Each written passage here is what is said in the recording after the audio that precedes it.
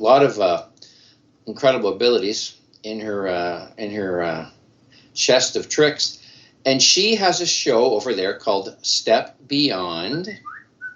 You can find it at thesource.co.uk. If you're over there, you can hear it at 96.1 if you're near Cornwall, England. She has a Facebook site that she sends the show to. Actually, I did an interview with her last week. I think it's going to be there soon. She's Deborah Grant on Facebook, and she's also clairvoyant medium Deby, Deby Ould, Ould. Welcome to I'm Nature, Debbie. Hi. Thank you for having me on. It's a pleasure to be here. Well, I don't. You're my second clairvoyant medium I've had on my show. I don't generally have a lot of them on, but as you know, I'm on this journey to bring together all the positive forces here on Earth to try to work with the Mother. We're doing a heck of a job on poor Mother Earth right now, and I'm on this journey to bring together all the positive forces. And you and your friends are a very positive force here, and I'm very thankful that people like you exist. I have some abilities, but you definitely have many that I don't have. So I'm very happy to introduce people to you. I think people can use you. You can do your work from anywhere, right, on Earth. All you need is a Skype connection or a phone connection. Yeah, it doesn't matter whether they're in Timbuktu or down the road from me. It really doesn't matter, because it's all about energy connecting and frequency, and you just tune in and away you go, which is lovely. Talking of frequency and tuning in, we were just talking about weather patterns and things, weren't we? Before we started recording. Yes. And I was thinking about that.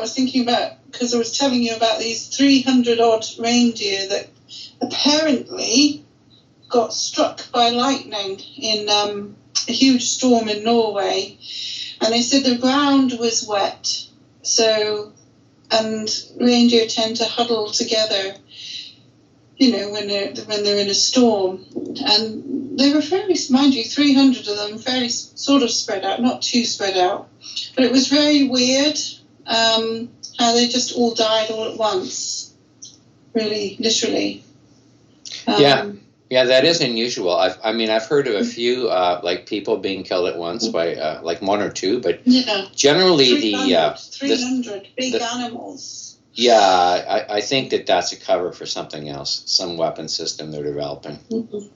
Unfortunately. Somebody said to me, somebody in England here said, it could be scalar waves or something, scalar power.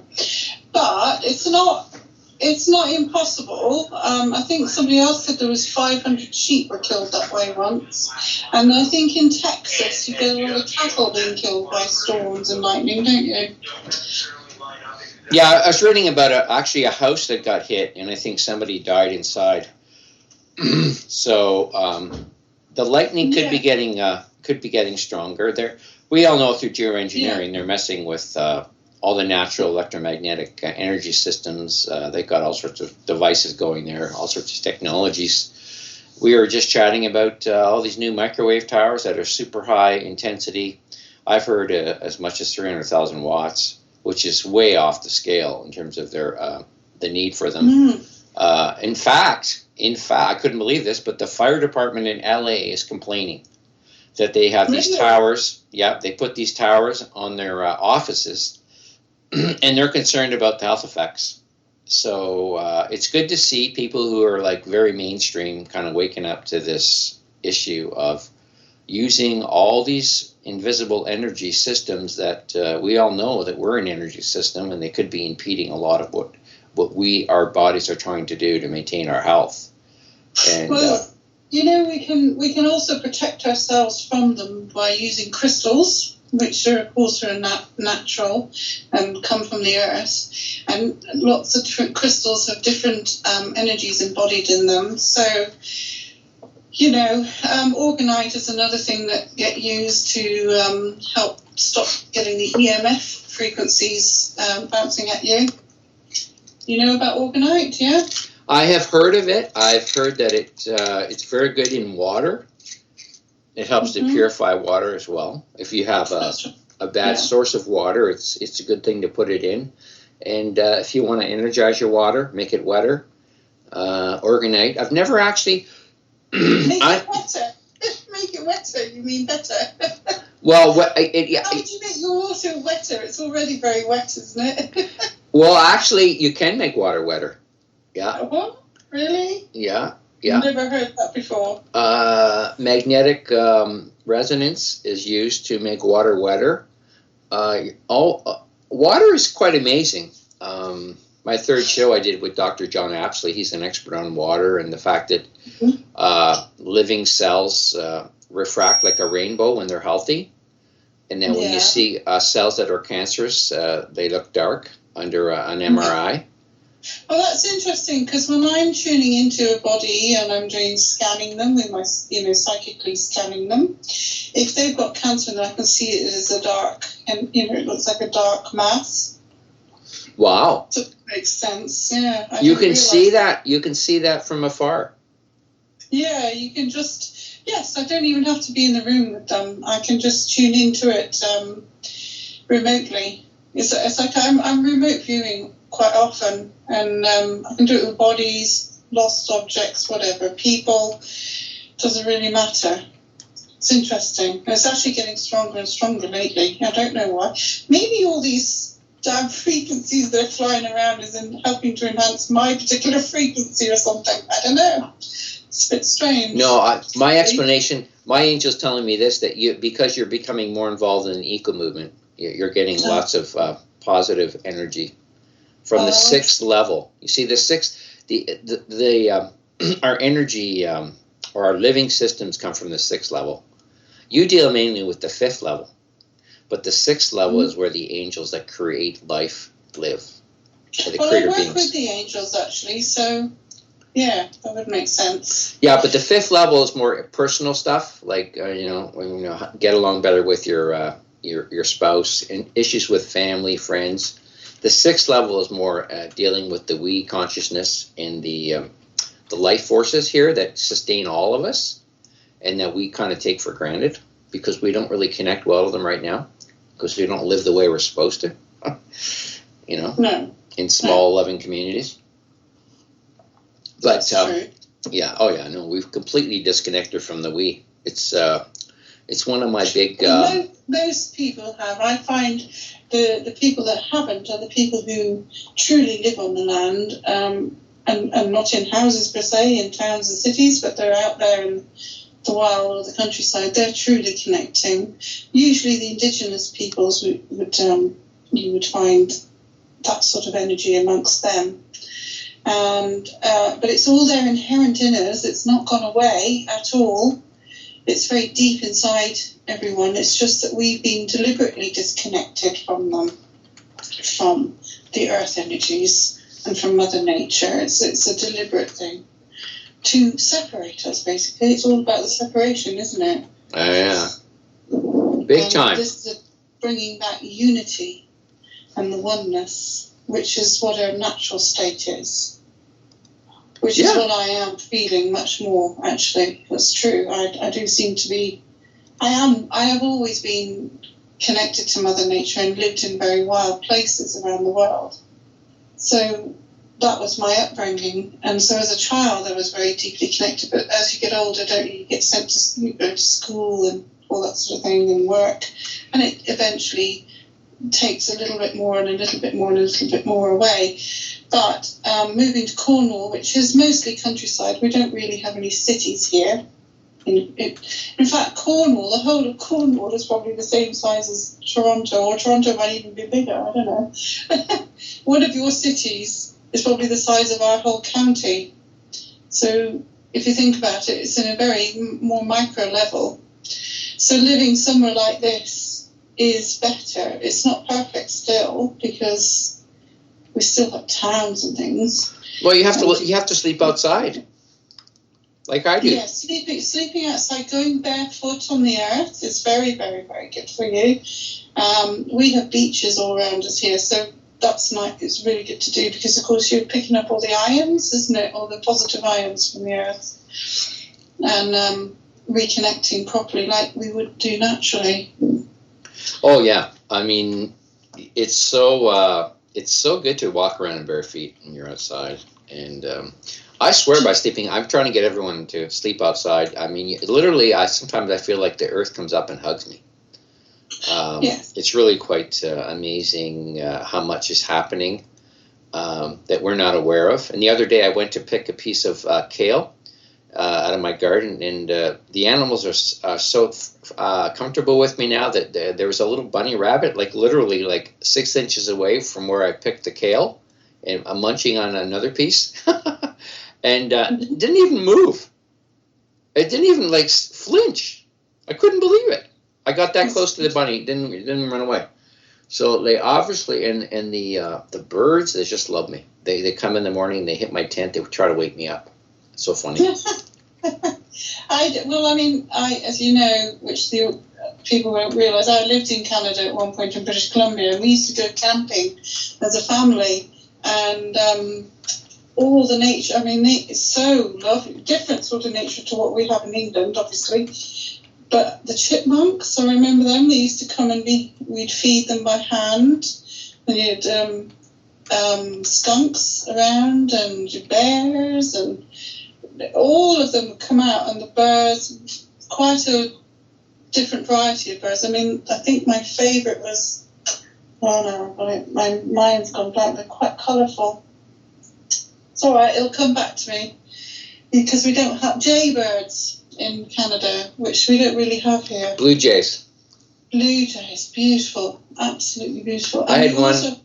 Yeah, I had one in my garden or my bird bath. Just about knocked out half the water having a bath. Yes, because they're quite big. Yeah. You also have fireflies, which light up at night, don't they? Which we don't have. And there are lots of crickets. I remember that at night time. It's interesting you bring up fireflies because we used to have them here, but there's something weird going on with the insect species right now, where I'm living, all through Ontario. And it's not a good sign. We're basically losing them. I went camping, the first time I went camping at this beautiful place called Sandbanks, biggest freshwater beach in the world on Lake Ontario. It's just incredibly beautiful there. And in May, you should be just swamped with, I've been there in May before. Literally, you just got to run into the tent at about 8 o'clock at night. There's so many mosquitoes. I saw like 1 or 2 a night. Really? Yeah, very weird. Now, it could be the drought conditions that we had this summer. That might be. It could be part of it, but you have to. All the insects very much belong to the elemental kingdom, the fairy realm, which again I have connected to in the past, which I know might be a bit woo-woo for some people out there, but believe me, they're real, just as angelic beings are real. And spirits are real. They're just that you can't see them because they're vibrating at a higher frequency than we do. So we can't see them with our physical eyes, but you can with your third eye, which is your inner eye. So if people work on their inner eye, they should be able to see them. And the more you go into nature and connect with it, like you have been doing and like you've been talking about, you should be able to, if you sit very quietly and open up to them and tell them that you're not there to do them any harm and you wish to help them, they might just appear for you. So you don't know. But I think the fireflies and all those winged insects particularly might be hiding a little bit.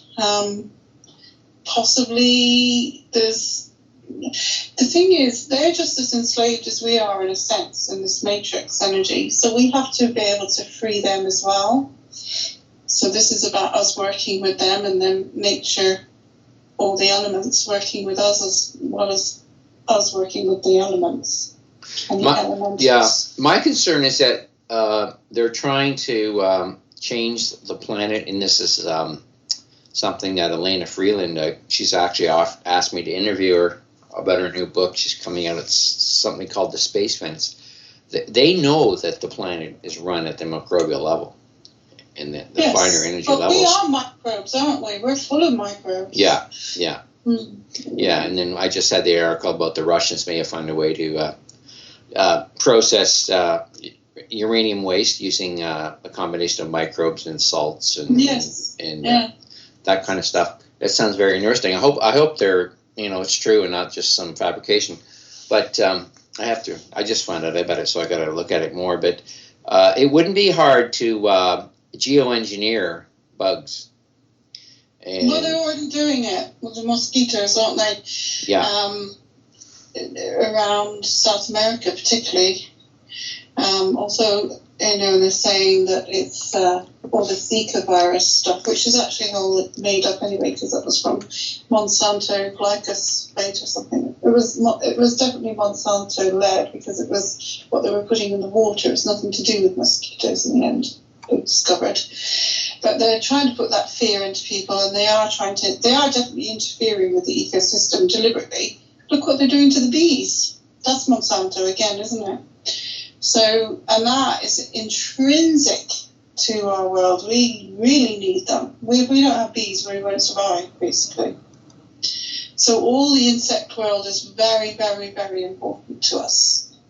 We have to go from the micro to the macro, always, as above, so below, yin, yang, micro, macro. It's always the same.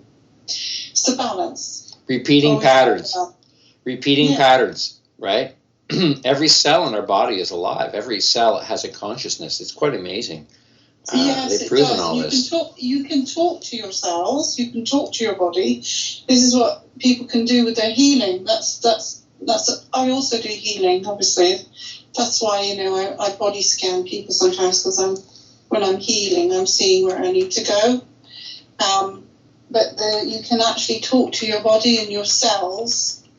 So we're doing it all the time. So when people are very negative with themselves, I really don't like the way I look, or what, they talk to their body very negatively, don't they? A lot of the time. Oh, I mean, especially, women do particularly. I find. This is the power. Debbie, sorry to interrupt you. This is the horrible negative energy coming from this appearance kind of modality. There's how many women can look like these movie stars on Earth? Like 2%, and every woman's taught to try to look like them and to feel inferior to them. It's just incredible energy drain in a sort of a complex that teaches self-hatred, which is very destructive for our energy. Exactly. Right? And it goes through all the different ages. I met a lady, a New Zealand lady here. I went to get some fish and chips, and she was there having some. She talked to me, but she was must have been back in her 70s. But even in their 70s and 80s, women are still being critical of themselves. And you think, but when you get older, you think, God, you think they'd relax about it, but they don't, because it's so inbuilt, it's so socially conditioned into them. It's not just the young teenagers, but having said that, they get really hit hard with it, and we're bombarded daily, to the point where some women might have scars from childbirth or from operations and things, and they get really upset. They don't want to show their scars on their body, or they hide themselves away, which is a negative. So this is part of what I do. I work with people to get them to see their own beauty, their own inner and outer beauty, and their true selves. That's what my work is about as well as getting them to connect with everything properly, become who they truly are, because that's key to everything that we do, even in the activism. Because if we don't have people in their right selves, then you can't get anywhere with anything, can you? Yeah, we want to get them into the we consciousness, because they have to be strong. They have to feel. Become their true, wonderful, powerful, embody that divine part of themselves. Because without that, then you're on a bit of a losing battle, because the dark energies can just keep pulling them away. Do you understand? Because you've got to have people who are all working together, yes, as the one, but individually they need to really believe in themselves and love themselves as well, not in an ego way, in a nurturing way. So then that means that automatically then they can nurture the earth and each other then, because they'll have the energy to do so. So it has to start with the I and then go into the we. Yeah, this is why I want to hook up with people like you, because you can be very helpful in with people who are being difficult. This has been my experience all my life in activism, is that you get people who they don't really see how egotistical they are. Like they're doing good work, but they can be very difficult to work with because they want everything their way. They're very critical of other people's points of view on things. When all we really sorry to interrupt you, but that's because they're in their heads too much. They're not really in their hearts. Because when you're in your heart, you don't do that. Yeah. So it's about, it means they're intellectualizing everything too much. I mean, they're thinking, it's wonderful, there's lots of thought going on and creativity and ideas, but they have to go into the feeling as well. They have to connect, and that's where Mother Nature comes in, because if they were to just sit in nature, they'd soon be very humbled, and they would reconnect with it, yeah? They have to go quiet, they have to go into the still, centered place, because that's the only way. Otherwise, they're too busy rushing around, doing this, doing that. They're busy doing. And in that doing, they forget the connection. And they're doing things out of fear, not out of love. And that's a big problem, too. Everyone's afraid when actually that's one of their greatest tools against us, being afraid. Yes. Right. That's being used against us. That's a fear and control. And we don't need to have fear, because we're very powerful, and together even more so. When I remember, what is it in the Bible or something? When there's three or more of us gathered together, it enhances the energy, basically. Yes, we've got to work on our individual selves, but when we gather together, when we become the tribe, the family, the tribe, we really are unstoppable. But we have to drop, as you say, the egos, the little differences, and work together. Really work together. That's how we're going to change our world. Well, we already are changing the world, to be fair. There's many, many good changes coming. I had a butterfly come into my house today, and I was in the middle of doing a reading with somebody, had a client. But I've had butterflies around me a lot lately, and of course butterflies are about transformation, aren't they?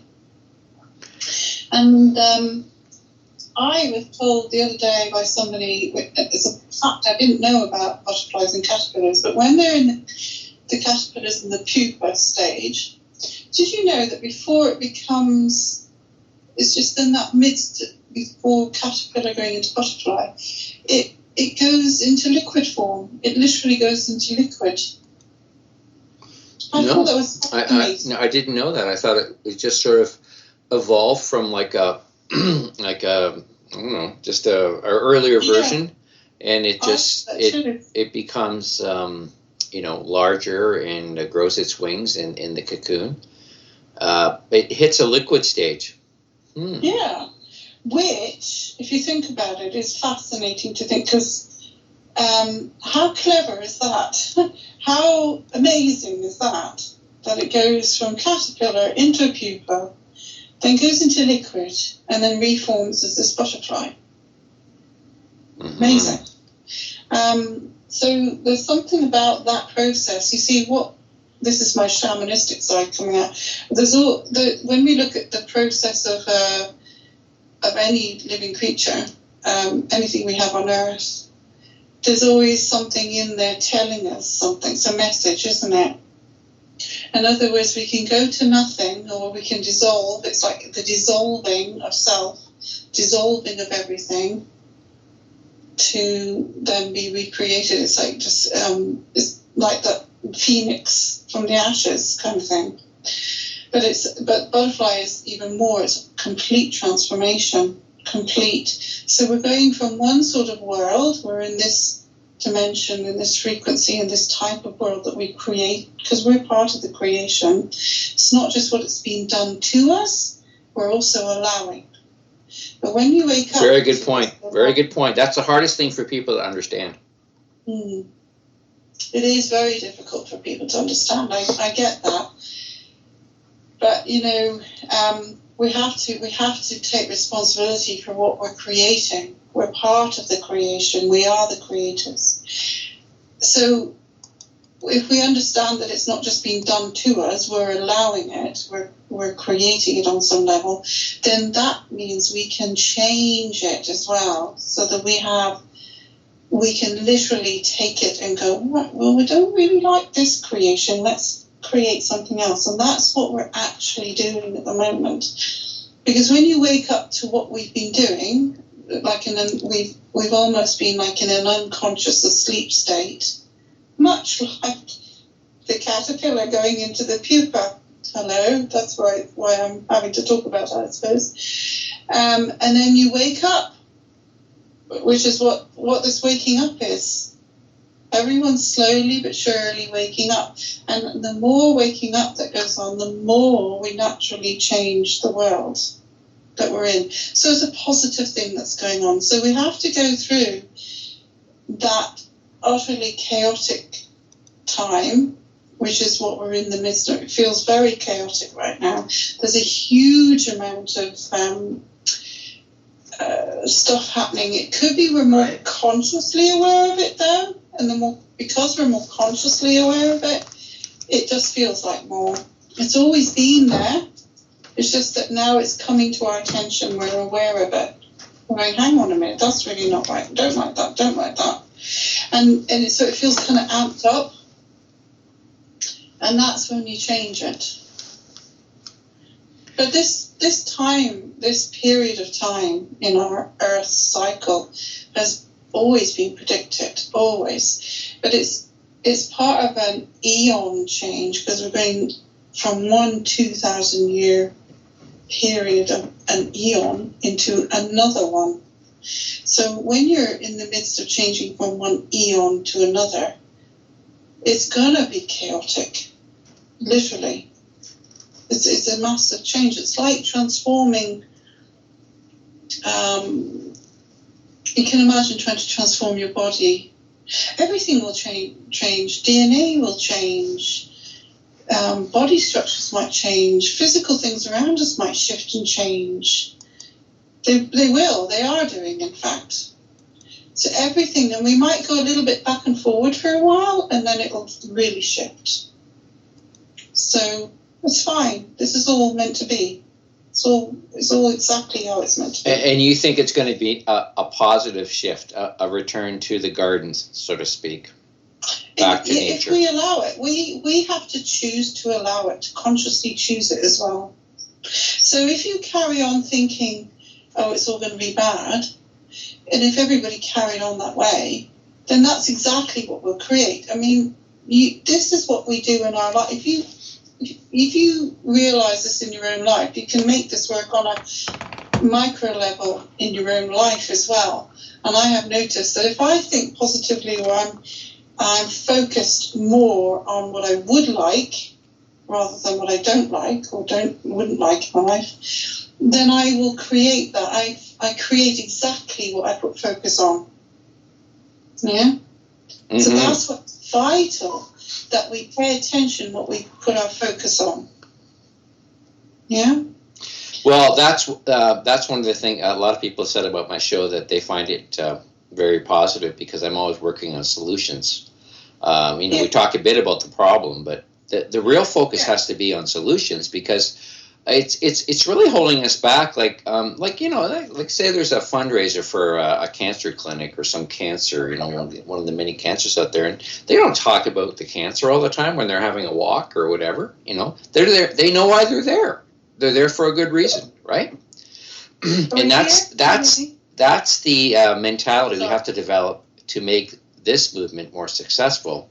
The eco movement, and we're not, we don't have to talk about the problem all the time. Let's just work together. Let's have a party. Let's have a fundraiser. Let's have a potluck. Let's get together and start looking at, what we have to do to make change. That's what I promote. People know. I mean, God, I know the problems inside and out. Most people know. Now we have to move to the next stage, as you say, recreating things. That's what we're best at. That's what we're meant to do. Yes. That's our higher spiritual journey here. It's echoing now, isn't it? It's coming back at me, so I don't know why I'm just going. Yes, it's okay to talk about what's going on negatively as well. I mean, it's not wrong to go there. I agree. We have to. In order to find the solutions, we need to know what's wrong in the first place, don't we? Yeah. You can't fix something unless you know what's wrong.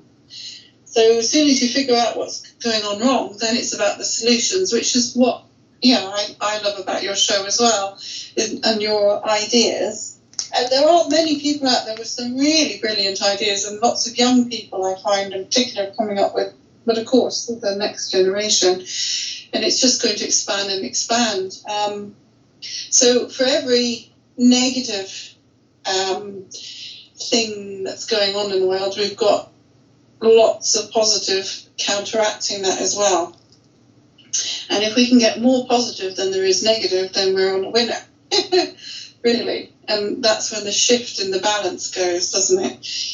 There is a thing called positive news. Have you ever heard? It's like a paper, and it's online now as well. Positive news. I have. I have heard of it. You're connected with the parallel group there. I've had them on my show. They're all about reconnecting, not just with nature, but actually a deeper understanding of the earth energies, which is part of nature, but a little bit deeper understanding. Ley lines. Yeah.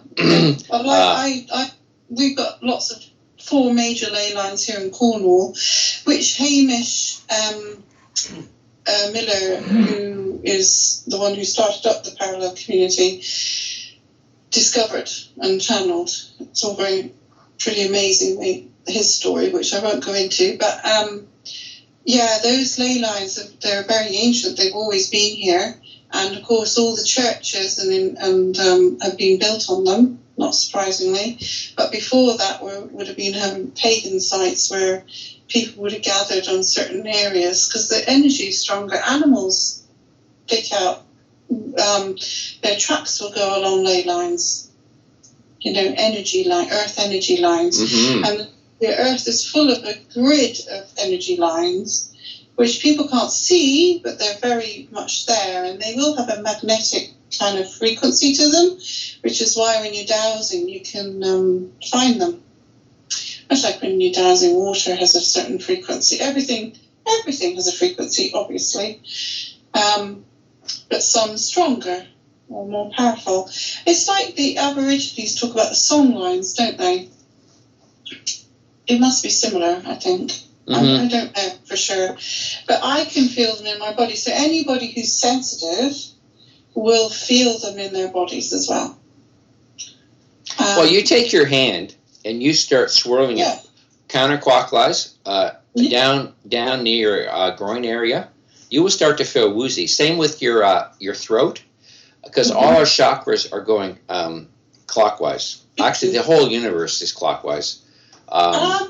No, the different, not in my awareness, the chakras, depending on male or female, will spin. They'll start at the crown either clockwise or anti-clockwise, and then go, say if it's clockwise at the top, clockwise, then anti-clockwise, then clockwise and anti-clockwise. Oh, they vary. Oh, okay. Well, that's cool. In each chakra, it goes the opposite to you start at the crown and go down. And then, in fact, I was taught this as well. So when you're dowsing, you can practice doing it. I teach people how to do this. So say on a female, it's anti-clockwise, and on a male, it's clockwise at the crown. If somebody, now this is really where it gets interesting, if somebody is gay, so if they're female but gay, they'll have the same as a male going around clockwise. It's really odd. And if they're male but gay, they'll have the female energy at their crown. Uh-huh. Interesting. And that ties in with pretty much what the Native Americans have always said. There's about 5 different types of people, they say. So there's not just male, female. There's male, female, spirit man and spirit woman, and then you'll get the transgenders as well.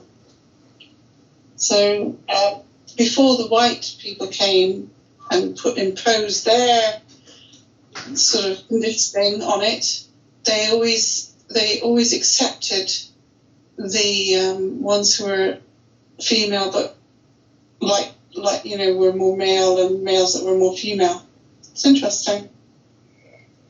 So that is interesting. Yeah, I've seen. I forget the term. I saw it the other day. What they use here for people who are gay, they have some other double-spirited or something.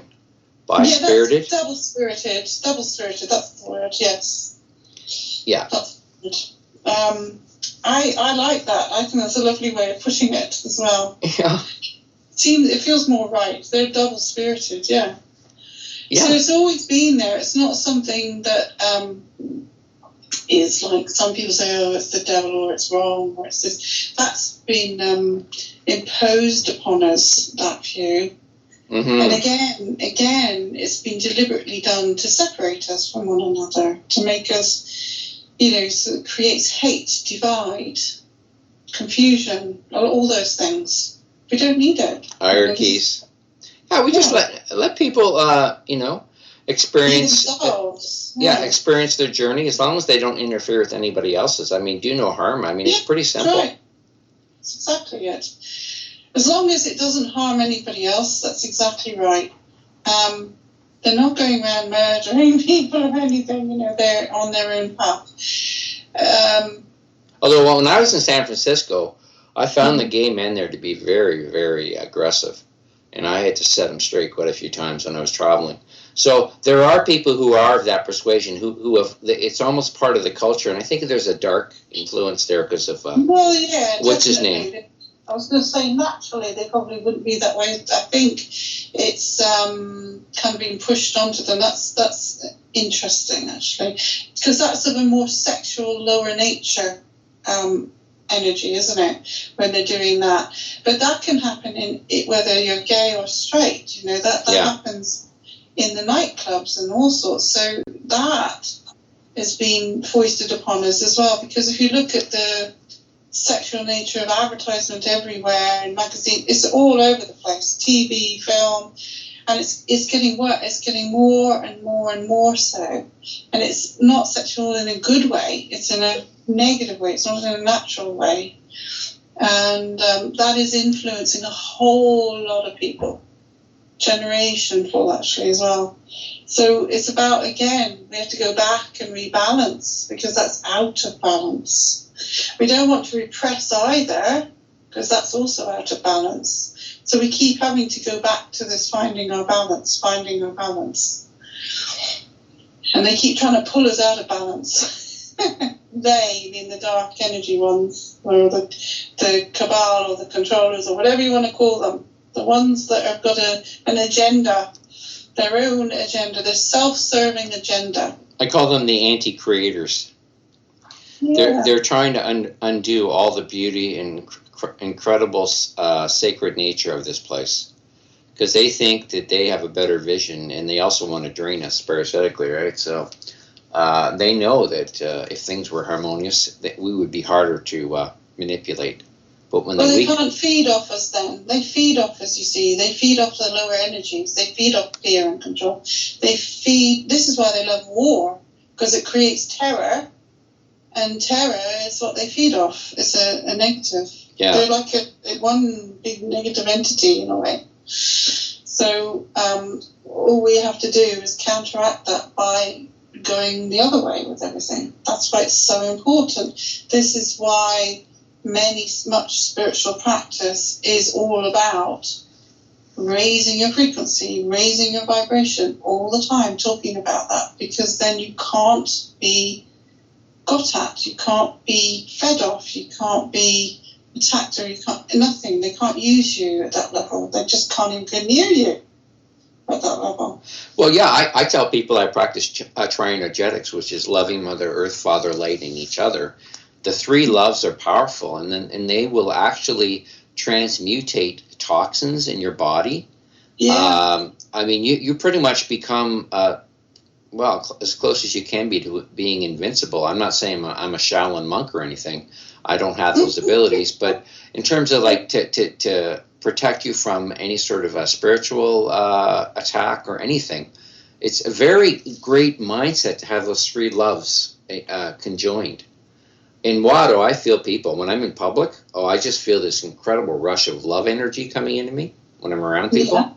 It's because of this alignment of I call them the three foundational universal energies. They're everywhere in the universe. I mean, this is the love is everything in the higher levels. Well, the love is the only thing that's real. Everything else is an illusion. And love is very unquantifiable from a scientific point of view. They can't seem to quantify it, but we know it, we feel it, we understand it, and we know that we are basically love. We're just pure love. But love in that level is unconditional. It has no conditions. It's just accepting of the all.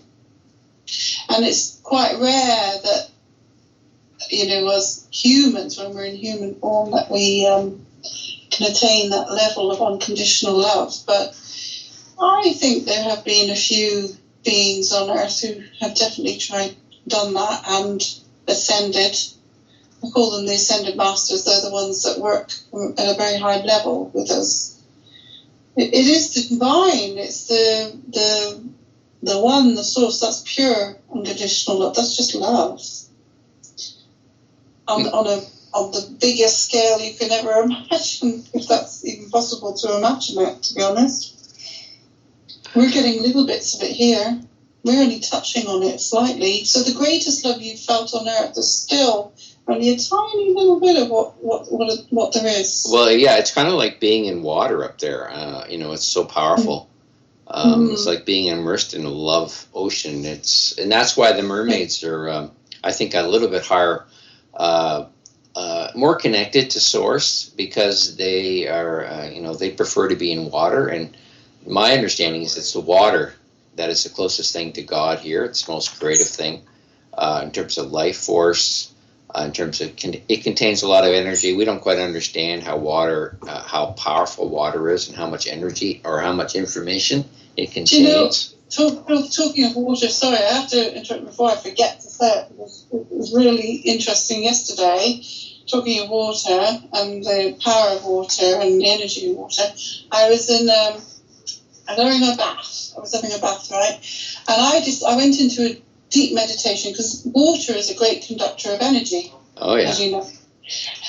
And I decided to use the water in the bath. I decided to go into a meditative state and really, I don't know, just feel whatever energies I could. And then I kind of got guided to, I felt all this energy coming out of my hand. And I looked at my hands. There was all this green light around my hands. Oh, wow. Beautiful. Beautiful green light. I mean, I often see that light when I'm doing healing, to be honest. And then there was an indigo purple shooting out from it as well. And I decided that was really nice. And I decided to put my hands in the water and decided to see if I could turn the water green. So I did. And it took a little while, but I turned the water green. Oh, wow. So I ended up having this green water. And then I was thinking about Dr. Masaru Emoto and his work on water. So, we can actually change the quality of the water with our energy and our thoughts. And we are made up of water, quite a high percentage. I don't know what the exact percentage is. I always thought it was 70%. Some it people varies. say 90%. Yeah, though. it varies between when your age. When you're young, you're like 90. When you get older, they say when you die, sometimes you're as low as like 40, 50. That's why you shrivel up, That's right? Yeah. Yeah, so it varies depending on your age.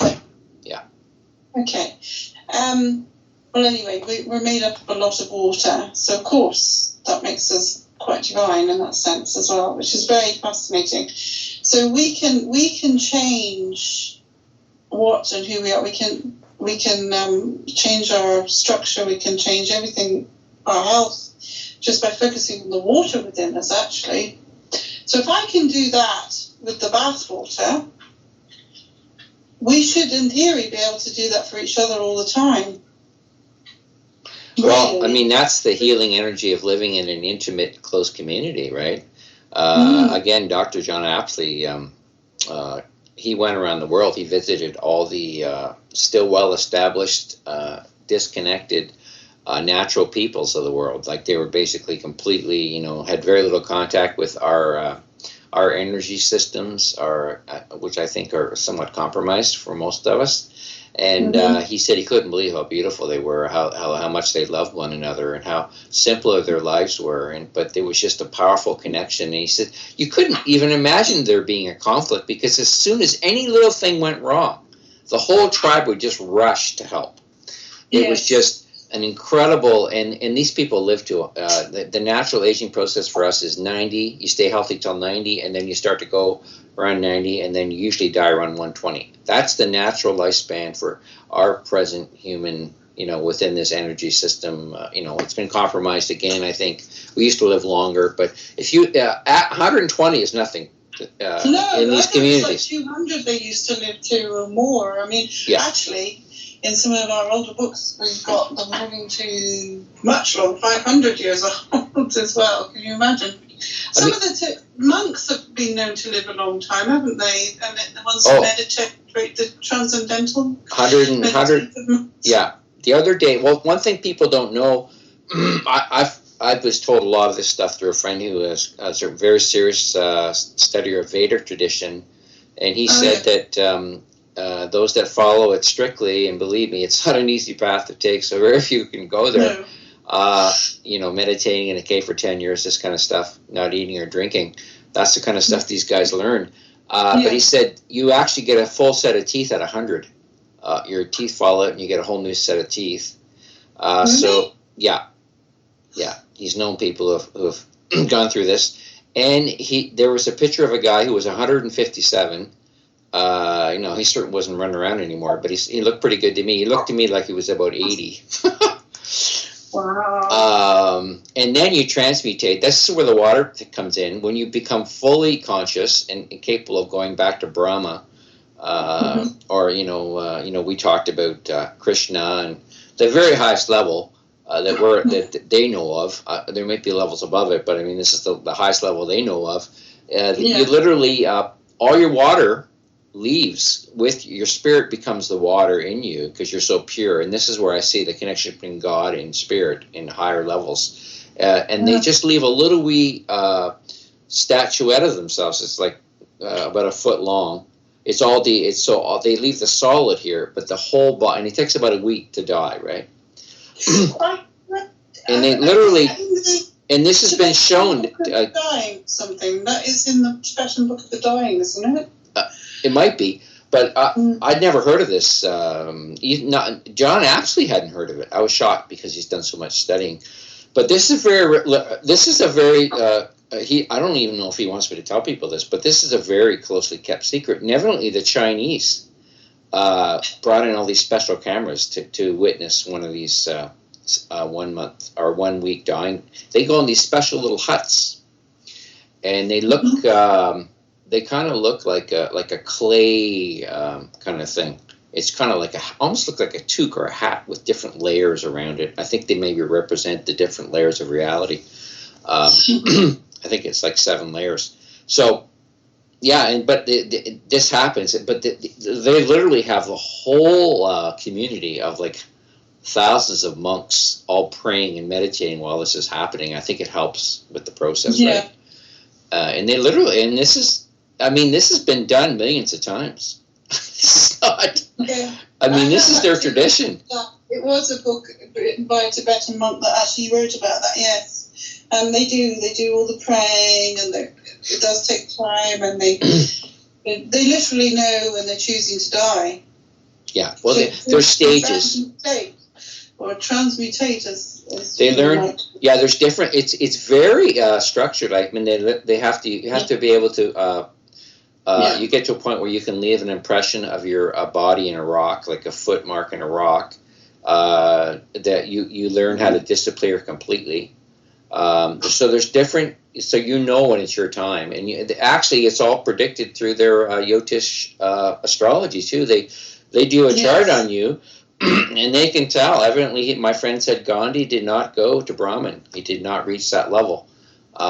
So they don't promote political, and he completely told me, don't go into politics, don't do anything to help anybody. He said, dude, it's all about you. It's all about your ability to connect with the higher levels.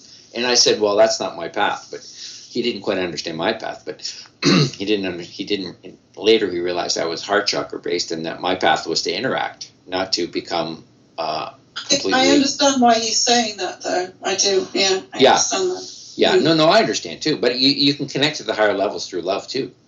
Yeah, they're pitta-based people. They're all like intellectual, right? And that's their path. So there's three main paths: the heart path, the intellectual path, and the artistic path, the creative path. Those are the three main paths back to nirvana, or Mozart. Like he obviously chose the artistic path. Yeah. That guy came directly from heaven. I mean, it's incredible. Well, he came in with his gifts from a past life. Definitely, he because we can carry on gifts and abilities through different lives as well, which is something our soul will have. Yeah, but our soul will have chosen those gifts in the first place. Yes, I agree. Or that path in particular. It's like I've had many lifetimes working in the spiritual realms, on spiritual levels. Hey gang, welcome back to I Am Nature. I'm your host Brian Porter, and you're listening to a show I recorded just earlier today because my guest is living over in Cornwall, England, and it's just like 3-4 in the morning there now. So it's a fascinating interview. Deby Ould, Ould, Deby Ould, very brilliant clairvoyant medium. She's always got a guide or an angel beside her. She's quite something. So I'm just going to put the interview back on for you after I put a plug in for supporting Revolution Radio. It's, I think, one of the best places, if not the top place on the internet, for a whole range of information on everything from geopolitics to how to set up a community garden to, the importance of... Lately, I've been focusing a lot on the importance of understanding natural law and the fraudulent legal system we have now, and how we can hopefully move beyond it and get back to natural law, a much simpler system based on do no harm. So, I certainly encourage people to go to the archives, subscribe, $4.95 a month. Great way to support the station.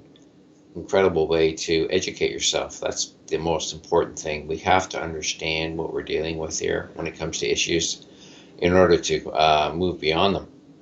So anyways, there you go. I'm going to go back to my interview with Deby Ould. She can be found on Facebook under Deborah Grant. All right. All the initial contact information was discussed at the beginning of the interview. So just grab the archive and take it from there. Okay, here we go. Back with the interview. Welcome one and all to I Am Nature. I'm your host, Brian Porter. And I have a guest on that I actually had on previously, but I managed to lose the whole show. She lives in Cornwall, England, and it's kind of hard to come on at 3 in the morning when my show's on her time. So I've pre-recorded, and I'm going to play this a little later in the day. Her name is Deby Ould, O-U-L-D. She's a medium psychic clairvoyant. She's basically got a lot of incredible abilities in her chest of tricks. And she has a show over there called Step Beyond. You can find it at thesource.co.uk. It's been very easy for me to learn that language as a child. And the person I was doing the reading with, her mother, who's dead, was one of the women who did all the code tapping, translating. Okay. She deciphered the code? Did decipher, yeah, in Bletchley. And in a past life, I was at Bletchley, which is, Bletchley's the famous place, which is weird. And I have actually met somebody who lives in Cornwall who actually was in that past life with me, because she's saying similar memories and we recognised each other. So that's kind of crazy, isn't it? It's beautiful. Well, I've talked to Deby for quite extensive periods, offline and stuff, and she's the most fascinating person. I mean, I'm very fortunate to have met her, and she's certainly given me some insight in some of my past lives, and we evidently knew each other in other lives. We did. But then you'll find that some of the more significant people, or, people in your family or whatever, you've been in past lives with probably several times, you're working through karma. I don't know what karma we're working through here, Brian, but you and I have chosen to work in the activist type of way as well, sort of waking people up to truths and trying to heal the planet in some way. So we're both on that same path. We're just doing it slightly differently. Although I've got my own radio show now as well, and so it's heading in that direction as well. It's not going to pull me away from my other work, from what I do, because that's just never going to stop, because it's just naturally there. But so maybe that's why, and we've known each other in past lives, and we've decided to come and say, look, let's do some other work together here. Let's work on this and that while we're in this lifetime. Yeah. Did I ever discover what lifetime it was? No, I didn't go into that, did I? Well, I don't know. You told me you thought I was alive in certain time periods when you were alive. Oh, Scotland, you were there. Yeah. No, you were in Scotland, but I don't know if I was in that lifetime with you. You were a warrior. Edinburgh, yeah. Yeah, and I fight. Had the powerful experience in the War Memorial, Edinburgh Castle. And that place was just hopping with spirits. I mean, every time I took a picture, all these orbs were showing up. So I think there are a lot of people there knew me from past lives, saying hello. Yeah, definitely. That doesn't always happen. I've had some fascinating things with orbs. I mean, I took... I'm just being told we knew each other in Ireland in the past life, so I'm like, okay, that's interesting. Oh, yeah. I'll have to get into that in another time. I love my first serious, maybe my second serious love in my life was a beautiful Irish woman. Yeah. Yeah. That's interesting. Red hair and everything, blue eyes. Yeah. Classic. Mm-hmm. Yeah, she was classic, yeah. But, so maybe, that's sort of what attracted me to her, was that past life there, and liking that. Definitely. I'm very attracted to... And you recall Brian in that life as well, so that's interesting. I'm being told that, but although it would have been in Celtic, which is similar sounding, but not quite the same. My middle name is Alexander, so Brian is, to me, it means the strong one or the bold one. And Alexander, I've heard Alexander is something as powerful as savior of mankind or something, like something very, although there's a lot of Alexanders out there. To be honest, it's not really an accident, your birth names, because even though your parents probably didn't realise, what happens is on a subconscious level, they're choosing the right names for us. If you ever notice that people's names are fairly suited to them, and if they're not, they tend to change their names. But interesting, I'm Deborah, which means busy as a bee. Which is true. That sounds like you. Yeah.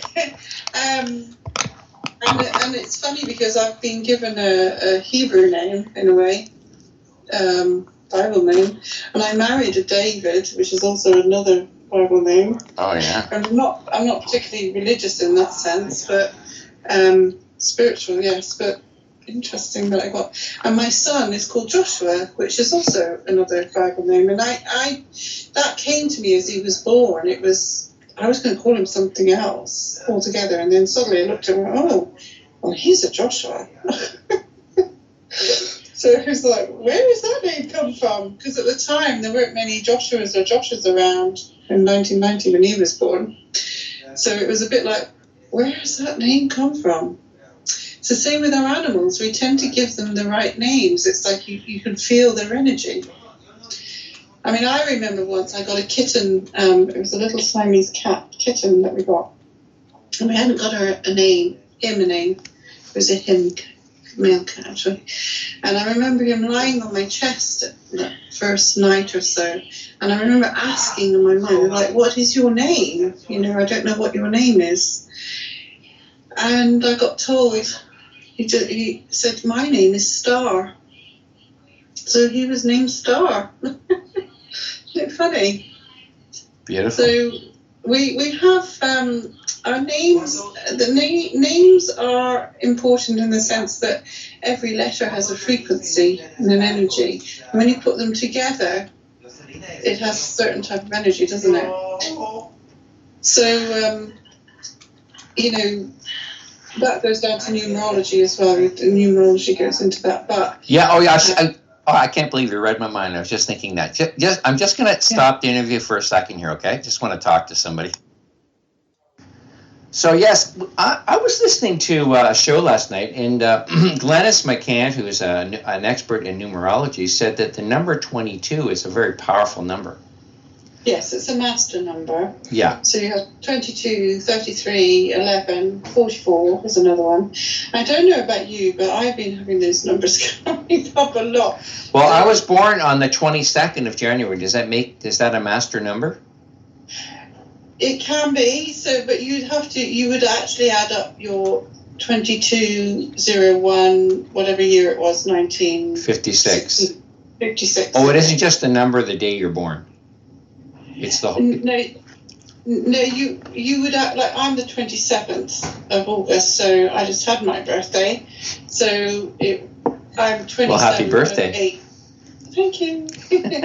And it was 2708 1963. So I would add up the 27, the 8, and the 1963, and then you get a longer number, and then you break it down to the single digit number. But if yours was to, say if it came to 11 in mine, I would stick at 11 rather than 2. So 11 can be 2, 1 and 1, 2. Mine happens to be a 9. I'm a number 9, which actually makes a lot of sense with all the work I do, because it's the healing. Well, that's the angelic number. She says that's where you have to decide you want to go with the good side or the bad side, but you're going to have a very powerful psychic energy. Yeah, and interestingly enough, 2016 this year is a number 9 year for all of us. You know, it's the number 9. So it's all about endings. And 2017 is going to be a number 1 year, so it's all about beginnings. It's also going to be the year next year of transparency. So there's going to be a lot of things coming out that are like, oh my God, discovering all the shitty stuff coming out, which will feel pretty hard for people to take, but it's all needed. It's like the cleansing going on. We're already getting that. We've already had an awful lot going on this year. It's been crazy, actually, this year. What with all the false flag terror attacks and God knows what going on. But all the disclosures going on. That's the word.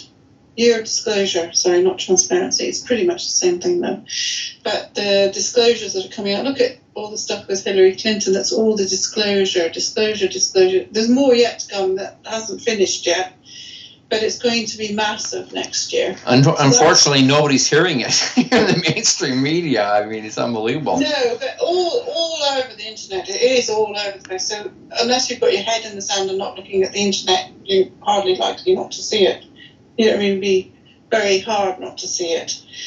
But there are some people who don't, obviously, but most people, the older generation, tend not to be on the internet very much. But like my parents, for instance, they're completely clueless, and they do listen to the mainstream news and the papers and think I'm crazy when I'm talking about it. Like, you what?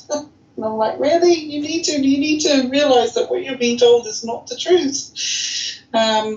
But that's fine, because there's a whole generation now that aren't buying the newspapers, aren't listening to the mainstream news, which is good, isn't it?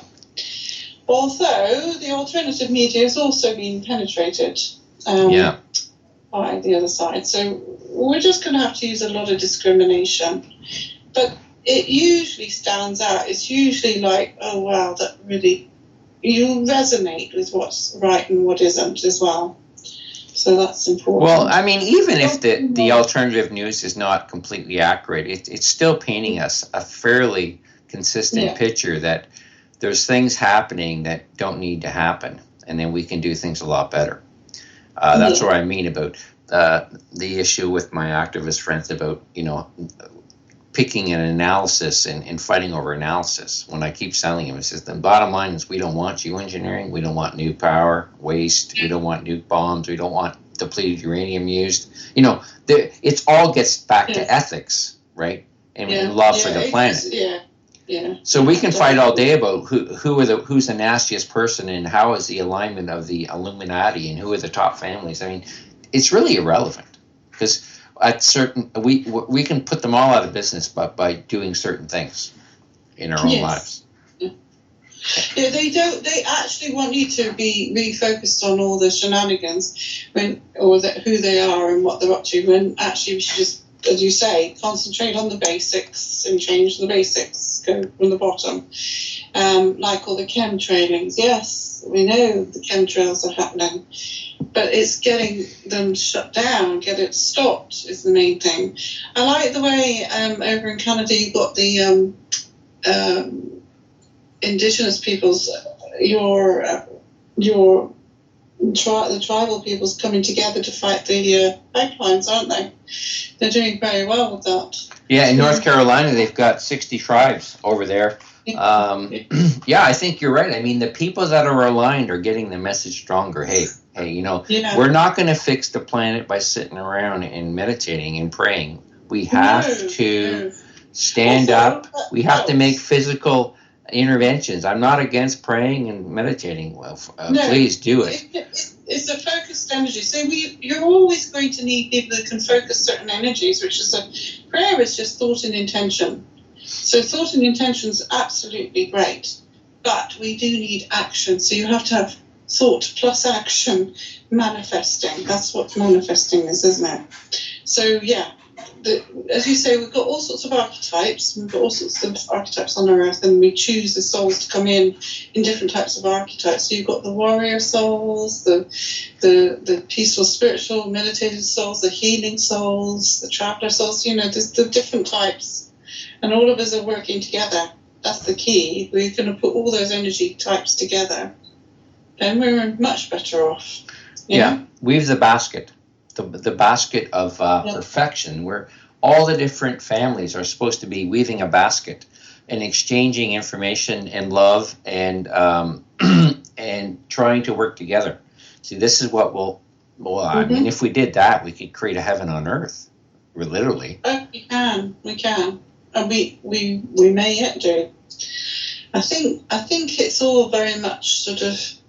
It's been kind of hanging in the balance for a while, and within this century, especially since 2000 particularly, but that's when I feel like a major shift, 1998, 1999, 2000, there was a really major shift, and it shifted going into this, right, we really need to change this, and then the other side amped up, it feels like they amped up anyway, their energies as we've amped up our energies. So the more we're doing for good, the more they're going to try and counteract that. It's just how it goes. But within that's why the spiritual side as well is all really important. We mustn't forget that side of ourselves, that we're connected to Source, that we are love. And whatever you we're completely safe. Science side or we're always safe when we stick with the love. We're always safe because that's our greatest, because we, as you say, at our deepest level, we are pure love. And we can throw some information in there, some awareness, but if you don't have the love, you don't have anything that's really of any value. But Love like comes you always first. say, there's the three. It's the mind, body, and spirit. Each of those have to be aligned. That's when, like when you're healing somebody, that's the first thing you do is mind, body, and spirit. So the spirit would equate to love. So you have to constantly work on that 3 levels, which you call Mother, Father, and the we, isn't it? What do you say? The Father's God. Love, Mother Earth, Father Light, and each other. The three it. loves. These are the three sustaining energies here. Yeah, which equates to mind, body, spirit. That 3 is a sacred number. Talking of sacred numbers, you get the 3 everywhere, don't you? I mean, that's the tri. Mm-hmm. And is always been used throughout the ages, which is one of the powerful numbers. All numbers, all of it, it's all energy. It's all there for a reason. And we talked about the. You said, did you say 22? Yeah, 22. You said it's a master number. Yeah, well, I wanted to go back to that briefly because I have noticed, and many people have noticed, that in the last, 10 years, maybe more, a lot of people have been noticing that when they look at the clock, they'll see it's a double number, so it's 11:11, or 11:44, 11:22, or 22:22. Have you noticed that? I do. I randomly will look at the clock on my laptop or on my phone, so I don't have other clocks in the house. I see 1, 2, 3, 4 a lot. Yeah. And I've looked it up. There's some angelic source on the internet that tells you when you see numbers, it's all encouragement to move, to evolve. It is. Yeah. Well, the 11:11 is like opening a doorway. It's an opening. It's like a portal. And a lot of people have been getting that 11:11. And if you notice that the dark side will also use those numbers, like you had 9:11. 2 really important numbers, 9 and 11. Mm. Yeah. Yeah, the dark side of the psychic world, 9. Yeah. So all the sacred geometry, all the numbers, the gematria, that's all used. It can be used either way. But they have just as much, they have all the esoteric knowledge, but we do as well. So this is what I'm saying, it can be used one way or the other, much like the swastika, which the Nazis used, was actually something much more peaceful. It was, it's all about love, actually. So that's been misused. I think they reversed it as well. So they will reverse everything, which is where mirrors come in. The mirror magic stuff as well. Yeah, you were saying about how you protect yourself from psychic hits, voodoo, whatever, by imagining yourself surrounded by mirrors. That's a cool trick. Yeah, it's very simple to do as well. Protecting oneself, doing all these things doesn't have to be long and complicated and huge rituals or anything. But sometimes the simpler the better, because that's actually more powerful.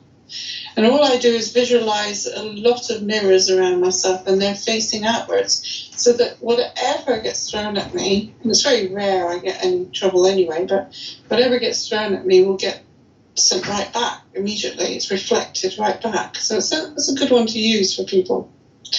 I do tell people that one.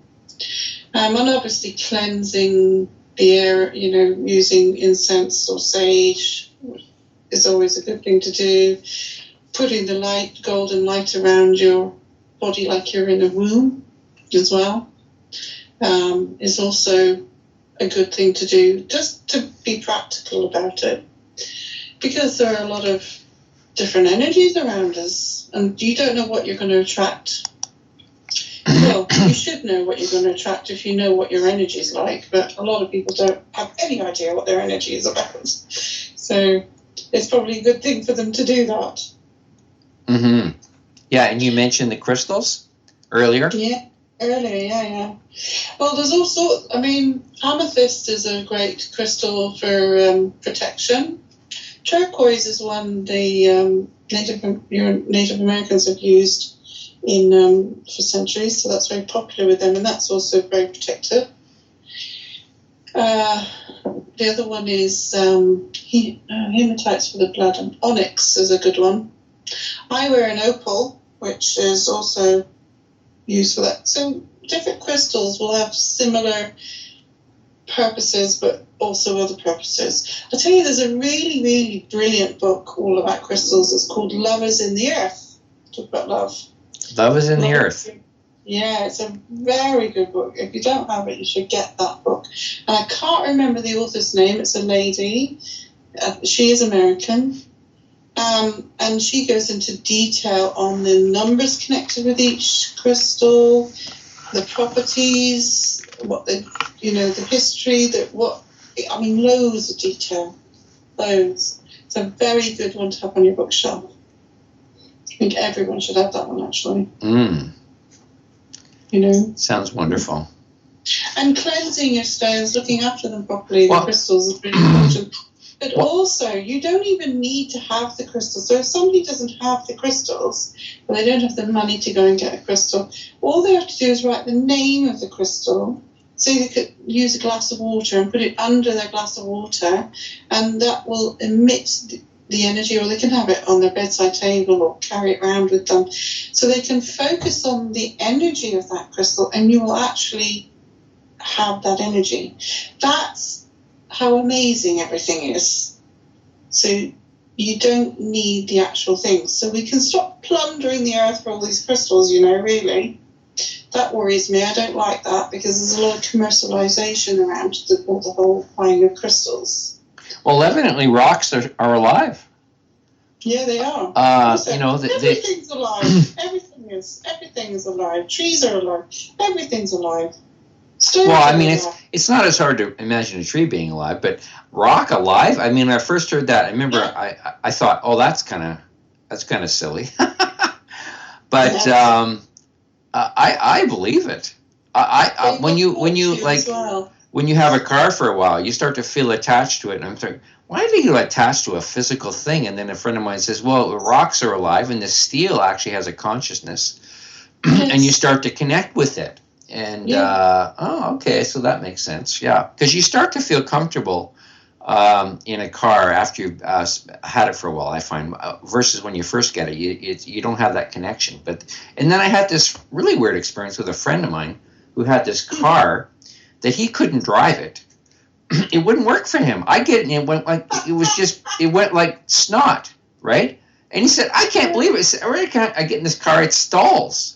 And I said, you know what? I said to him, Jim, I said, you don't have the right personality for this car. This car wants a car. It was a Standard.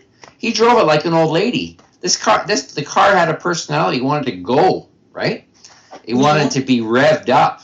But he drove it like, shift at 2,000 all the time. I said, Jim, drive it harder. It wants to be driven. And that literally, this car, it's like it was the weirdest thing. Yeah. It literally, maybe it had a female personality or something, but it did not like the owner, right? And I sensed this. Okay, the thing is, you're putting personality into it. It's more like an energy. So his energy didn't resonate with the energy that the vehicle was emitting. Yeah. So everything houses have energy. You go into a house and it's because it's made of stone or wood or whatever, it's cob, whatever it's going to be made of, and all of those have a property and an energy. Everything has an energy frequency. So of course stone does. I put my hands on stones and you can feel the different energies of different stones when you go to the beach, or actually a stone circle is a perfect place to do that. And they will literally speak to you. It can speak to you. But of course, everything is not solid anyway. Yeah, we've talked about that. Yeah, I put my hand through a tree, so that was proved to me in a way. My guides were telling me how everything is illusion and nothing is real. And I remember when they told me, I was like, this is quite a few years ago now. I was like, Really? Okay. Really? So they were saying, yes, that table in front of you is not real. It's an illusion. It's not actually solid. I'm like, okay. So it's only solid because we believe it's solid. We that's how we choose to see it. But actually quantum physics goes into this. It's vibrating at a sub-molecular level. And so therefore it's not solid at all. We're not solid. We're vibrating. We're just pure vibration. So what our bodies, going back to what we were talking about before, about how everyone's so super conscious about what they look like in their outer appearance, it's all an illusion anyway, because your body is an actual construct of the mind. That's not even you. That's not what we are. We're pure light frequency energy, and we're vibrating at certain frequencies. So you have some people who are vibrating at higher frequencies and some at lower frequencies, and that's why, when you go near someone or you connect with somebody or talk to somebody, you go, "Ooh, I'm not sure about their energy." That's what people naturally say. It's because they're tuning into the different frequencies. They don't even know they're doing it, or they say, "Oh, I don't like that person," or "I really like that person," because they're resonating with the frequency. That's all it is. Yeah. Simple, really. So, of course, what they did with me, I went out one evening with a friend, and we were at a charity do, and it was a bit boring. So it was in a beautiful garden with a lovely house, and me and my friend decided to sneak off and go in amongst the trees in the garden. And it started raining, so we went under this tree, and I just had this feeling that I needed to give love to the tree. So I put my hand on the tree, just emit love to the tree, because I also know that whatever you give, you will get back. So I was doing like healing on the tree. And as I was doing that, everything, like time suddenly stood still. So they went into the no time place. So that also can happen. Time is also an illusion, I've discovered. And one of my hands started going through the tree. It was a very strange feeling. I don't know how to describe that feeling. But so everything that was solid became not solid. Everything shifted, changed. But as in my mind I realized what was going on, as soon as I went, "Ooh, what's happening?" As soon as I questioned it, wham, it stopped. Everything went back to the way it usually is, or how we usually perceive it. But that taught me a great lesson, really good lesson. So I got shown that, I'm pretty sure, because it wasn't long after I was questioning this whole illusion thing with my guides. But it was pretty amazing. Mm-hmm. And so I know when I do healing with people, sometimes I found my fingers will go through into their body. So like their body becomes not solid, and my hands, I don't know. Yeah, I just literally go into them. Well, you spoke of the green energy earlier, and this is why I want everyone on Earth to watch Astral City. It's the most amazing movie. It explains so much about how the spiritual world works. I think it's extremely accurate. I've got to watch that properly. I did only watch that little bit, and I must watch it properly, because then I'll understand what you're talking about with this movie that you... Yeah, no, it's... highly rate. It's extremely accurate. There's green energy healing happening all over the place with the higher level. You're basically an angel who's in a body. I'm an angel, I think. We know that because when we come here, we don't fit in initially, because the love energy isn't here, right? That we're used to, that we're so, and then then we see all the defects, but where's the knowledge coming from? Everybody else is going with the flow and making all the mistakes. So we have a certain level of awareness that a lot of people don't. And so that's what happens. People do have awareness as well. There are a lot of people out there who have I'm meeting lots of incredible people who do. So we're all coming out of the woodwork. Well, I think so. I think a lot of people are coming along, but 40 years ago I figured it out. That back then I was really like at odds.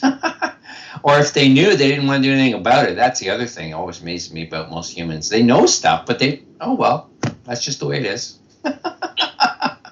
They don't want to change anything, right? That is, I know, it's a bit sad when you come across that.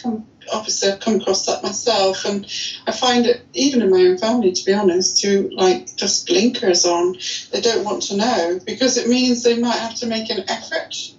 You know, they're just happily going along in their own little lives. As long as their little lives are running okay and they're paying their bills, they don't really want to know because it's just a little bit too much trouble. It means they'll have to do something and change. Yeah. And there's a lot of people out there who find it very hard to deal with change. But if they don't watch out, that tower will come crumbling down and they'll be forced into it if they're not careful. So this is my job, and part of your job is going around waking people up to truths, trying, give them that little nudge going, hello, pay attention, this is what needs to be done, you need to wake up and see what's going on here, and then change it from there. Because they can't change anything if they're not aware of it. How do they know?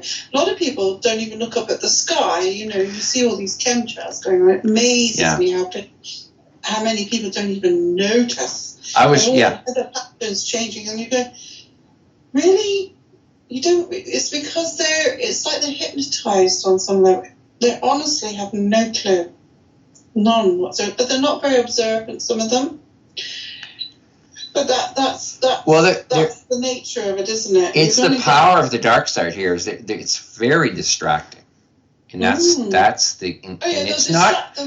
not a cruel kind of oppression. They'll distract them with all sorts of entertainment. Yeah. It's called entrainment. It's an entrapment. I like that. And the Pokemon Go is the latest one, to get them all hooked into this, cyber world where they might be getting them outside, but they're still stuck into a cyber world, not really engaging with nature properly. Not in the least. They're focused on their phone, and they're not looking at all at the beauty of nature. It's just another way of siphoning off all their information anyway, so it's all CIA stuff, which actually is interesting. That came up today. Before as well. I'm getting a lot of, this happens though, I get shown a lot of stuff repeated at me. It's like, that's the truth. And the thing is, we have to share all these truths with people. This is why the medium of your radio show and the TV that you can do, and my radio show and my writing that's coming out, I've got to write everything as well. So when people are blogging or writing or sharing, this is why we're kind of expanding now, because the internet has been a gift, a real gift. I think the dark side wanted to be able to use it. They want to use it for themselves, and they have, and there is the dark net. And even Facebook, which they thought everyone would be great because they'd be gleaning all this information off everybody, all the personal info, and people would be putting their personal stuff up there gladly, willingly. But what they didn't bank on was what's happening now. Apparently on Facebook it's changing, that people are doing less about their personal stuff and joining all these groups, like the sort of groups that you and I might be on, and discussing what's going on in the world. And it's changing the whole dynamic. It's interesting. They really honestly didn't bank on that happening quite so quickly either. Well, so things are going well. Yeah, it's an introductory kind of thing with, I really want to expand my connection with groups of one-on-one contacts, because one of the ways that we're being disconnected and separated is through the computer. Like you and I, I'd much rather be with you in a room interviewing you, right? It would be much more powerful. We would be a much more, although, you and I, we have a very similar energy. We've talked for hours and then they just go by, right? Talk about time, and you don't even notice it when you're so connected to someone who's so much like you. That's right. Yeah, so it's a beautiful thing. What was the point I was making? Oh, yeah, but we have to get back to talking to one another and being in the presence of each other, because this whole internet thing, it's a good thing, but the bad side of it is that we're becoming only comfortable talking through it and communicating through it, which is creating another barrier. Yes, that is happening to a certain degree, but the other side of it is it's like we can reach out to each other all around the globe, all around the world, really, really easily. And I think at some point in the future we won't even need that, because we'll be because we're naturally telepathic, you know, and this is what we can do with each other. And as we expand, wake up, grow, evolve, we are going to be using that facility more, which is what the animals already do. I mean, they're a bit more advanced than us in that sense. I'm doing it a lot now. I don't know about you, but as soon as I think about somebody or they come in my mind, they're ringing me, communicating with me, you know, or we're linking psychically I'm psychically linking in with people all the time now. And there will come a point when I won't even need to ring them or message them. I'll just be sending them the messages and they'll be getting it, you know? So I think in a sense it's enhancing that energy, which is positive. And it's still important that we connect with one another face to face. I agree with you, and physically connect. But I think the other thing it's teaching us that we don't need to physically connect in the sense of the material physical. We are actually able to spiritually connect with each other. So that's where it's kind of teaching us to do that as well. Do you understand what I mean by that? Well, I absolutely understand it. But you see, the tri-energetic thing is the red part is the connection, the energy of being together. But we can do that when we come together in ceremony and gatherings. Well, that's it. That's where it really seals the deal. I find that's one aspect of one of the reasons we come here is to feel the wonder and the namaste, the divinity within each of us, that we feel that. And it's now you're so gifted. I mean, you feel it with everyone, but I find most people who are not quite as aware and involved that it's good to be in the presence, and then you really feel that connection. Yeah. It's like when you hug somebody, you know, you hug them. There's so much benefit out of hugging one another. The touching. Yeah. It's actually really good for you to do that. It's the warmth, the love, the connection, as you say. So I agree with you on that level. Just like now I've got a cat sitting on my lap, so it's really important. I've got the physical cat on my lap who's very calm and relaxed, and it helps me then, doesn't it? So it's we need that touch. We have touch for a reason. We've chosen to have touch in our bodies. So we can be both. But I think as we evolve, kind of that's going to shift and change. It's a little bit hard to explain at this point in time because it's not really in most people's experience.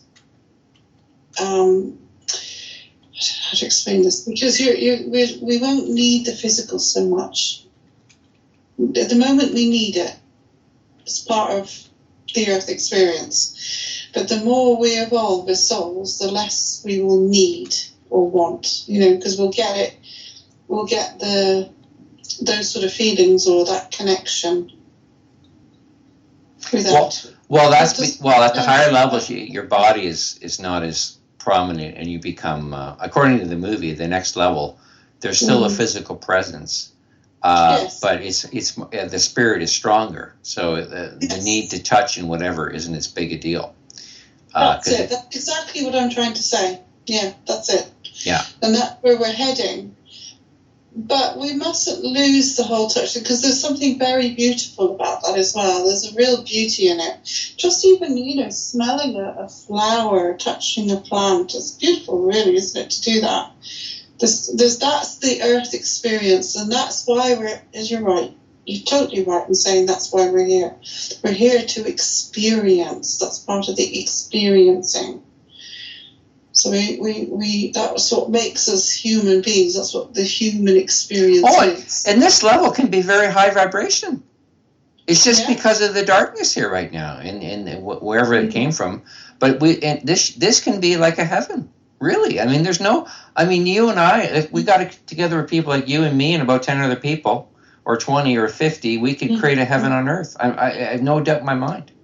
That's one of my goals. I want to create like a community where everyone is high vibration. And I mean, we could do anything. I mean, look at Findhorn, what they've done. Yeah, exactly. Yeah. That came in my mind as you were saying that as well. I was like, oh, Findhorn. And then you said it. We're really like tuned in here. It's quite weird. I love it when that happens though, when you're so in sync with somebody and you can almost anticipate what they're about to say. Well, that's it. I mean, you and I, we've, and this is, I find with a lot of my guests, not all of them, but I'm telling people we have to connect at a deep level. Yeah. This is the beautiful thing. This is one of the greatest. This is why God created us the way He did. I mean, I heard. I was told the story of the first bad feeling of in the universe was loneliness, and that God said, "Hey, I know everything, but I'm alone. I want to create something. I want to make more like me, or more. Just a huge array of beings." Well, Source chose to experience of itself. In other words, so we are aspects of Source experiencing itself. Yeah. But the fact that there's more than one, and there's like multiple trillions of beings, is makes life a lot more interesting. I mean, you can know everything, but it's the difference. I talk a lot about the loving difference. Why it's so perfect. The yin and yang again. Mm-hmm. You have to have, I mean, at this level of creation, there are many different levels of creation. At this level, at the three-dimensional level, and maybe even in the fourth a bit, you have to have polarity. It's the negative and positive. So this is why we have dark energy, light energy here. It's absolutely necessary at this level. Mm-hmm. But as we raise our frequencies, as we evolve, because we're evolving eventually, then it won't be so necessary to have that polarity. That's what we're choosing, or that's what's going to be happening. Much like it was at one point on Earth, on this planet, if you go back to Atlantean times, maybe even Lemuria, which is before that. But again, then we got pulled back down because the dark energies didn't want us to raise, go higher and not have the need for the dark energies anymore. So, of course, they engineered that not to be happening. And they're trying to engineer that again, but it won't work this time. That's what I'm told by my guides, anyway. It won't work this time. Well, I mean, it never works for those that want to be free in love. I mean, it's never. You can always buy out of their system at any point. I mean, we're always free to choose. Say I don't. You can quite simply say I do not consent, because you have free will. You don't have to do anything. We can actually not consent. Yeah, I mean, I figured out this. We were supporting an evil system in my 20s, and I said, "Hey, I'm against this," and I protested, and I talked to people, and I mean, so we can. Once you make that decision and bar the consequences. I mean, who cares what people think of you? I don't care if people think I'm crazy. I mean, I know I'm not. I'm one of them. I think I'm one of the more grounded people on earth. I'm happy. I can deal with anything coming at me. So I know that I'm not crazy, and I'm strong. So it makes me strong to see reality. It doesn't make me weak. When you're crazy, you can't deal with reality. You have to hide. That's right. So they're the ones. I don't know if they're crazy, but they're just in a state of denial. I love the scale developed by Kubler-Ross. Denial, anger, depression, acceptance. I think we all go through that whenever we're changing any sort of reality or a subsection of reality in our consciousness. Yeah. That's right. Absolutely. We're all heading towards something pretty good. If we can just not panic at this stage. because it is going to be a little bit of a hairy ride coming up. It's very sort of roller coastery at the moment, and there's a lot of time slippy stuff going on as well. I don't know if you've noticed that, but I have anyway, and I'm not the only one. I don't think that has noticed that. There's some strange things going on with actual time in our universe at the moment. So somebody's messing with something, or something's shifting somewhere, but it's okay because it's all going to readjust itself at some point.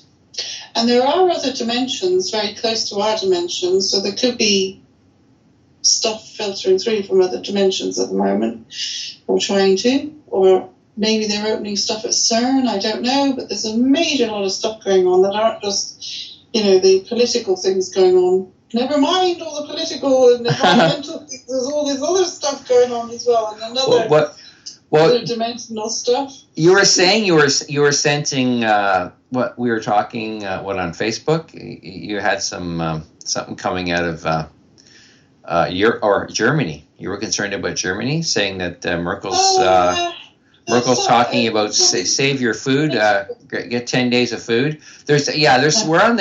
We're all the economic guys. Germany, Czechoslovakia, and Finland, as far as I know so far, their governments have said to the people, to their citizens, that they must stockpile at least 10 days worth of food and water in case of, disaster or terrorism, although they're not really saying exactly why, but they're telling everybody to do that. And I have had that confirmed from somebody who lives in Germany and somebody who lives in Finland. I don't know somebody in Czechoslovakia, so I don't know about that, but I was told that.